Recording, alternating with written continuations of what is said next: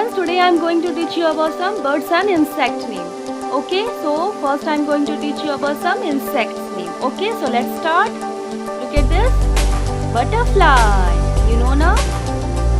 Next is bee.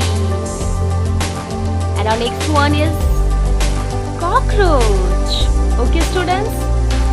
And now look at this caterpillar. And now students, look at this. You know, bedbug. And students, last one is housefly. Okay? Now, bird's name. Okay? So students, you know now which bird is this? Yes, parrot.